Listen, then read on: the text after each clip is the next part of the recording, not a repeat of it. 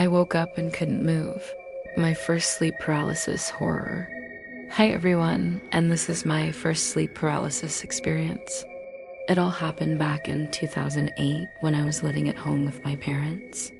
One night I went to bed earlier than normal because I had an early start the next morning. I remember laying in bed and just staring at the ceiling for a good half hour before my eyes started getting droopy, and it was easier to go to sleep that night. I had no trouble falling asleep whatsoever. However, I then began having this reoccurring dream that I was being chased by some sort of big, hairy monster. This dream seemed to go on forever, and I remember me in the dream trying to run away from this thing, but it always ended up catching me. Then out of nowhere, I would wake up in a cold sweat, but then I would be unable to move or speak. And every time I tried to scream, I could only make a weird gurgling noise come out of my mouth. And then the scariest part was that every time I tried to call out for help, the only thing that came out of my mouth sounded like this. Now, obviously, I was very scared, especially because I knew that my parents were sleeping in the other room, and if they heard me making these weird noises, they would definitely come in and check on me. But unfortunately, that didn't happen. So I was sitting there in the dark with this big, scary monster breathing down my neck, waiting for my parents to hear me and come save me. But they didn't. They must have been dead asleep. Then suddenly the room started to get really bright, and I could see this big shadow looming over me. I couldn't look directly at the source of the light, but it was clear that this thing was huge and that it had sharp claws and teeth. Then all of a sudden, the lights turned off again, and I could hear this big crash as this monster ran away. And just like that, I was finally able to move again and speak. But it was one of the scariest things I had ever experienced. Then, as soon as I was able to call out for my mom and dad, they were there within seconds. They were so worried and kept asking me if everything was okay and what had happened. Of course, I explained everything to them and how I had this big, scary monster crawling over me and breathing down my neck. And then my mom suggested that I should just get up and come sleep in their bed instead of being on my own in the spare bedroom. And then after that, she turned off the lights and left the door open while she got into bed. And even though it was nice that she offered for me to come sleep in her bed, I just felt too embarrassed to do it. I mean, I was 23 years old, and I was telling my mom and dad that I had seen some sort of monster in my room. I mean, even as I'm telling this story now, I feel kind of silly. So I just told them that it was fine and that I could sleep on my own. However, little did I know that that decision would end up being a huge mistake. That night went on like any other night. I laid in bed watching TV until I got tired, switched off the lights, and went to sleep. But I didn't remember much after that because that night I had the scariest experience of my life. At first, nothing happened. I was able to sleep peacefully without any interruptions. But then a few hours later, I began having that same dream again where I was being chased by that big, hairy monster. But this time it was worse.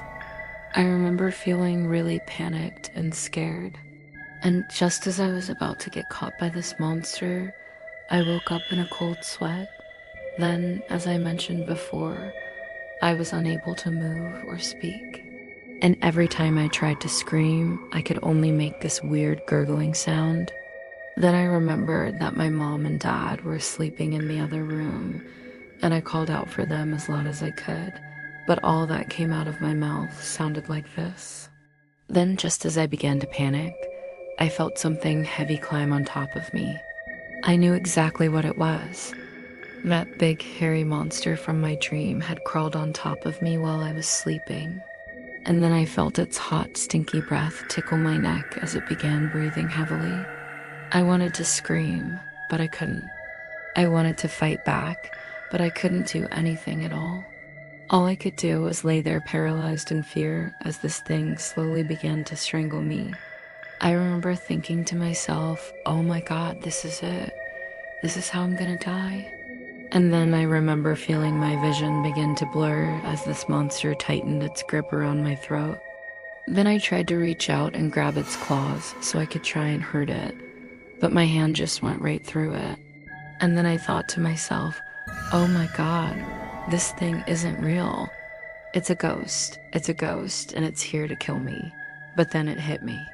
I wasn't actually being strangled by some sort of ghost. I was just having another sleep paralysis episode. And even though that realization helped calm me down, I still couldn't move or speak. So I just sat there waiting for it to eventually let me go. And after what felt like an eternity, I was finally able to move again.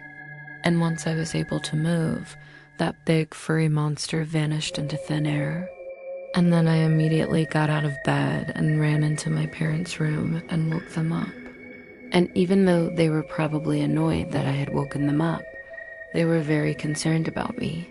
They asked me what was wrong and why I was in their room. And of course, I told them about my nightmare and how I had been paralyzed again. And then I told them about that big, scary monster that had climbed on top of me and strangled me. But they just both looked at me and started laughing hysterically. And it made me feel so angry, annoyed, and embarrassed. My dad even said, "What are you doing? Why would we let you sleep in your own room if we knew that there was a monster in there?" And then they both started laughing again. So I just got up and went back to my room. But before I got into bed, I decided to turn the lights back on so I wouldn't be in the dark. And then I also decided to keep the door open just in case that monster came back again. So I got into bed and eventually fell asleep. But that night was one of the worst nights of my life. I had no idea what that big scary monster was or why it was visiting me in my dreams. But then a week later, I had another terrifying experience that I think may have had something to do with that big scary monster. One night I was sleeping in my bed and I had another nightmare about that big furry monster. And once again, I was paralyzed. But this time when I tried to call for help, my voice sounded normal. I could hear myself say, "Help, somebody help me," but my voice sounded like it was coming from far away.